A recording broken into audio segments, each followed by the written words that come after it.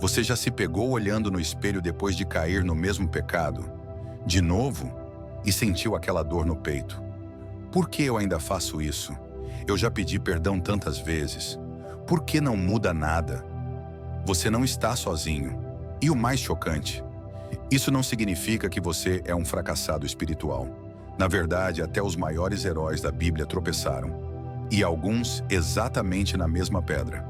Paulo, o apóstolo que escreveu metade do Novo Testamento, disse algo que vai te surpreender. O que eu não quero, isso faço. E o que eu odeio, isso eu pratico. Romanos 7:15.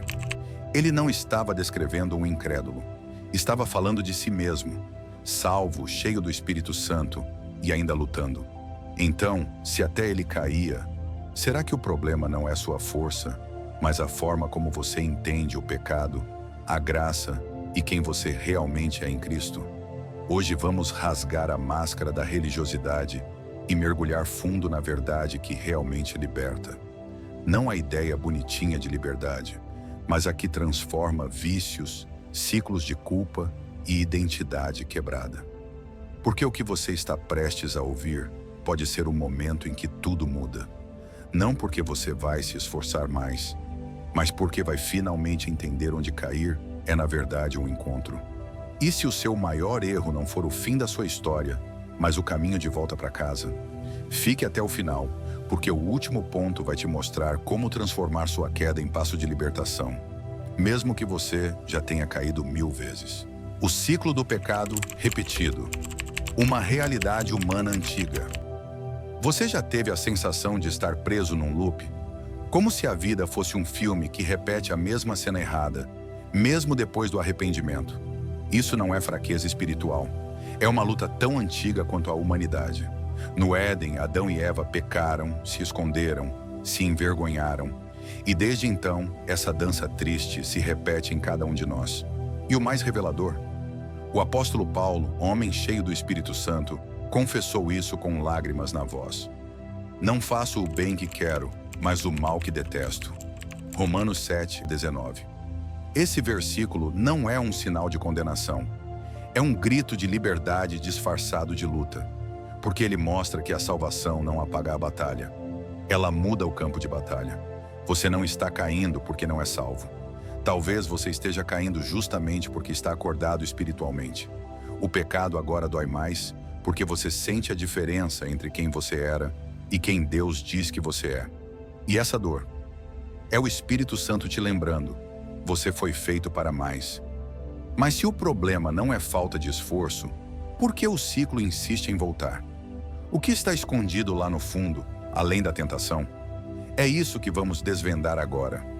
Porque o próximo passo não é lutar com mais força, é entender a raiz que alimenta o fruto do pecado.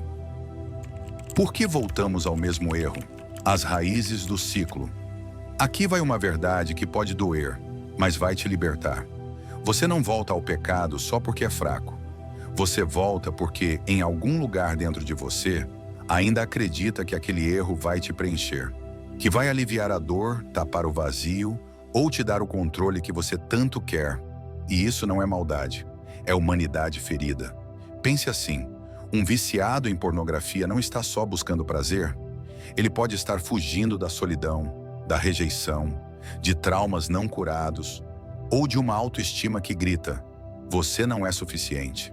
O pecado na Bíblia nunca foi só sobre desobediência. Foi sobre dúvida no amor de Deus. No Éden, a serpente não disse: desobedeça. Ela sussurrou: Deus está te escondendo algo. Você precisa disso para ser completo. E esse engano ainda ecoa hoje. O coração humano é enganoso, diz Jeremias 17:9, e desesperadamente corrupto. Mas Provérbios 4:23 nos dá a chave. Guarda o teu coração, porque dele procedem as fontes da vida. Ou seja, o ciclo se repete porque estamos tratando os frutos, as ações, e ignorando as raízes, feridas emocionais, mentiras internalizadas e uma identidade construída fora de Cristo. Então, em vez de perguntar, por que eu peco? E responda esta: que necessidade emocional ou espiritual Eu acho que esse pecado está satisfazendo o que só Deus deveria preencher. É ali, nessa resposta honesta, que a cura começa. Porque quando você descobre o que está tentando roubar de Deus, seja validação, segurança ou amor, é aí que você pode finalmente entregar isso a Ele. E é aí que entra a mentira mais perigosa que o inimigo planta em nós. Aquela que faz você acreditar que o seu erro define quem você é. A mentira que nos prende. Isso é quem eu sou. Com o tempo, o pecado repetido começa a sussurrar uma mentira tão suave, mas tão mortal. Isso que você faz é quem você é. Você começa a se apresentar pelo seu erro. Sou um viciado. Sou um mentiroso. Sou um fracassado. E quando isso acontece, você já não está apenas cometendo pecado. Você está vivendo sob uma identidade falsa. Mas a Bíblia explode essa mentira com uma verdade que transforma tudo. Você não é o que você faz. Você é quem Deus diz que você é. 2 Coríntios 5,17 não diz: se alguém em Cristo fizer coisas boas, então será nova criatura. Diz: se alguém está em Cristo, nova criatura é. Você já é novo, já é filho, já é amado, já é perdoado. O inimigo quer que você olhe para a sua queda e diga: é isso que sou. Deus olha para a mesma cena e diz: é isso que você ainda carrega, mas não é isso que você é. Até Pedro, que negou Jesus 3 vezes, foi chamado de volta. Não como um traidor, mas como um irmão. Jesus não rejeitou o fraco. Ele restaurou o quebrantado. Então, se você está cansado de se definir pelo seu erro, aqui está a pergunta que vai mudar tudo. Se eu parasse de pecar amanhã, quem eu ainda seria? Em Cristo, mesmo com meu passado. A resposta não é um homem bom. É um filho amado, redimido pela cruz, habitado pelo Espírito Santo. E é essa verdade que vai te libertar. Porque quando você parar de lutar para virar alguém novo e começar a viver como alguém que já é novo em Cristo, é aí que o ciclo vai quebrar de verdade. A verdade que liberta. João 8:32 em profundidade. Conhecereis a verdade e a verdade vos libertará. Jesus não disse: vocês vão ganhar liberdade se pararem de pecar. Ele disse que a verdade é que liberta. E muitos de nós vivemos escravizados porque conhecemos sobre a verdade, mas não fomos transformados por ela. A verdade não é só um versículo decorado. É a revelação profunda do caráter de Deus, que Ele te ama mesmo na queda, que você já foi perdoado antes mesmo de pedir, e que o Espírito Santo habita em você. Pense num viciado que sabe que pornografia é pecado, mas ainda corre para ela quando se sente vazio. Por quê? Porque no fundo, ele ainda acredita que aquilo o preenche mais do que Cristo. Ele precisa não de mais regra, mas de mais revelação. Eu sou o suficiente para você. Eu sou o seu descanso. Eu sou o seu valor. Libertação, então, não é ausência de tentação. É presença constante de Deus. Quando você começa a andar com Ele como quem respira, sem esforço, sem teatralidade, mas com constância, a tentação perde o poder, porque você não está mais buscando força para vencer. Você está vivendo na presença que já venceu.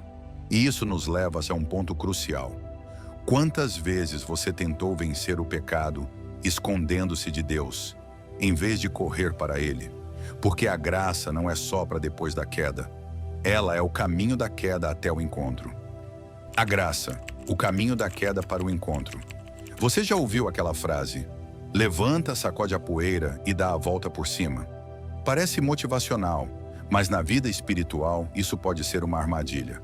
Porque o caminho da libertação não começa no esforço próprio, começa na entrega. O caminho para parar de cair não é se levantar mais forte, é cair nos braços certos. E isso é o Evangelho em sua forma mais pura. Deus não espera você se limpar para se aproximar dele. Ele corre até você ainda na lama. Isaías 40:11 diz que ele pastoreia o rebanho como um bom pastor. Com o braço recolherá os cordeirinhos e os levará no colo. Não é o cordeiro forte que ele carrega, é o fraco, o pequeno, o que não consegue andar. E na parábola da ovelha perdida, Mateus 18:12-14, Deus deixa os 99 para ir atrás da uma que caiu. Não porque ela é especial, mas porque ela está perdida. Lucas 15:20 mostra o coração do pai. Quando o filho ainda estava longe, o pai o viu, se compadeceu, correu, o abraçou e o beijou. O filho nem terminou o discurso de arrependimento, e o pai já estava abraçando, porque a graça não espera você se sentir digno. Ela te abraça antes mesmo que você termine de pedir. Então, se você está caindo e pensando, devo estar longe de Deus, pode ser exatamente o oposto. Pode ser que você esteja mais perto do que nunca, porque é na quebrantação que o coração se rende. E é aí que a graça entra com tudo. Mas há um inimigo silencioso que tenta impedir esse encontro, e ele se chama vergonha. A vergonha e a oração. Por que temos medo de orar? Você já se sentiu tão sujo, tão envergonhado, que nem sequer ousou orar, como se Deus dissesse, só volto quando você estiver limpo. Isso não é convicção, é engano. É a voz da vergonha, e ela é inimiga direta da graça. Porque a vergonha diz, esconda-se. Mas a cruz diz, venha como você é. Hebreus 4,16 é claro, acheguemo-nos com confiança ao trono da graça. Não diz trono da condenação, nem trono da cobrança. Diz trono da graça, um lugar onde você não é julgado, mas acolhido, perdoado, restaurado. E o mais lindo, Jesus, nosso sumo sacerdote, passou pela tentação. Ele sabe o peso do desejo, da fraqueza, da pressão. Então, quando você cai, ele não ergue o dedo. Ele estende a mão. Ele não diz, mais uma vez? Já chega. Ele diz, filho, eu sei. Vem aqui. Vamos recomeçar. Salmo 103, 13 e 14 nos lembra. Como um pai se compadece de seus filhos, assim o Senhor se compadece dos que o temem. Pois ele sabe de que somos feitos, lembra-se de que somos pó. Deus não espera a perfeição. Ele entende nossa fragilidade. E é por isso que a oração não precisa ser eloquente, nem religiosa, nem longa. Basta um gemido, me ajuda, Pai. E ele se inclina. Mas aqui está a pergunta que vai te confrontar. Você está tratando Deus como um juiz severo, ou como um pai que já correu ao seu encontro? Porque enquanto você achar que precisa se limpar para orar, você vai continuar se afastando da única fonte de purificação. E é por isso que o próximo passo não é orar mais. É entender que a presença de Deus não é um remédio emergencial, mas o ar que você deve respirar todos os dias. A presença de Deus, do remédio emergencial ao ar que respiramos. Você só busca Deus na crise, então você está tratando a presença dele como um remédio de emergência, e não como o ar que você respira todos os dias. Mas a verdade é, liberdade não vem de orações desesperadas na queda, mas de um relacionamento constante com o Espírito Santo. Gálatas 5,16 diz, andai no Espírito, e não cumprireis a concupiscência da carne. Ou seja, não é luta, é caminhada. Como viver isso? Leia a Bíblia não por obrigação, mas como um encontro. Ore o tempo todo, nem que seja um sussurro, me ajuda, Pai. Adore mesmo na dor, lembre-se de quem Deus é. Não viva sozinho, a comunhão fortalece. Quando a presença de Deus vira rotina, o pecado perde o poder, porque você já está sendo cheio de algo maior. Pergunta direta.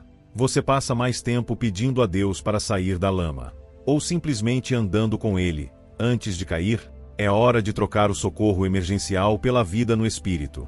E quando isso acontece, você nem precisa voltar com esforço, porque você nunca saiu de casa. A nova história. Você está voltando para casa. Mesmo que você tenha caído de novo, você ainda está voltando. Essa é a beleza da história do filho pródigo. Lucas 15:20 diz que quando ainda estava longe, o pai o viu, se compadeceu, correu, o abraçou e o beijou. O filho não chegou limpo, não chegou digno, chegou quebrantado, arrependido, com a cabeça baixa. E o pai correu antes mesmo que ele terminasse de se aproximar. Isso é graça. Deus não espera você melhorar para te amar. Ele te ama para que você mude. Você pode ter repetido o erro, mas não repita a mentira. Deus desistiu de mim. Não. Ele ainda está olhando para o caminho, esperando te ver voltar. E no momento em que você levanta os olhos, ele já está correndo. Romanos 8:1 é claro. Nenhuma condenação há para os que estão em Cristo Jesus. Você não é definido pela queda. Você é definido pela cruz. Você não é um fracassado. Você é um filho amado, redimido, restaurado. E se hoje você está cansado, ferido, repetindo o ciclo, olhe para o céu e ouça o que Deus diz. Levanta. Não por você, por mim. Porque eu ainda acredito em você. E eu nunca vou desistir. Se esse vídeo chegou até você, não foi por acaso. Você não está aqui por sorte. Você está aqui porque Deus está te chamando de volta para casa. Você pode ter caído 1000 vezes. Pode ter se sentido longe, sujo, sem forças. Mas escuta isso com o coração. Sua queda não foi o fim da sua história. Foi o caminho de volta ao colo do Pai. Hoje, você pode escolher parar de lutar sozinho. Parar de se esconder. Parar de acreditar que seu pecado é maior que a graça de Deus. Porque a verdade é esta. Você não está preso ao ciclo. Cristo já quebrou as correntes. Você não é seu erro. Você é um filho amado. Você não precisa se purificar para se aproximar de Deus. Ele já correu ao seu encontro. E agora, hora de agir. Escreva sua luta num papel. Confesse a Deus. Não guarde segredo. Leia um versículo por dia sobre quem você é em Cristo, como Efésios 1:3-14. Encontre um irmão ou irmã para orar com você. Não viva isolado. E toda vez que cair, não espere merecer voltar. Corra para Deus. Agora. Porque cada vez que você se levanta, mesmo cambaleante, Deus celebra. Filipenses 1:6 diz: aquele que começou a boa obra em você há de completá-la até o dia de Cristo Jesus. Ou seja, Deus ainda não terminou com você. Se essa palavra tocou o seu coração, não guarde só para você. Compartilhe com alguém que está caindo, mas ainda tem coragem de se levantar, porque ainda crê que há um Pai correndo ao seu encontro. E se você ainda não se inscreveu no canal, faça isso agora. Ative o sininho, porque aqui falamos de graça, identidade em Cristo e liberdade real. Não de religião, de encontro. Porque você não está só. Você está sendo amado. E você, mesmo com suas quedas, está sendo levado de volta para casa. Levanta-te, vinde a mim, todos os que estáis cansados e oprimidos, e eu vos aliviarei. Tomai sobre vós o meu jugo, e aprendei de mim, que sou manso e humilde de coração, e encontrareis descanso para as vossas almas. Porque o meu jugo é suave e o meu fardo é leve. Mateus 11:28-30.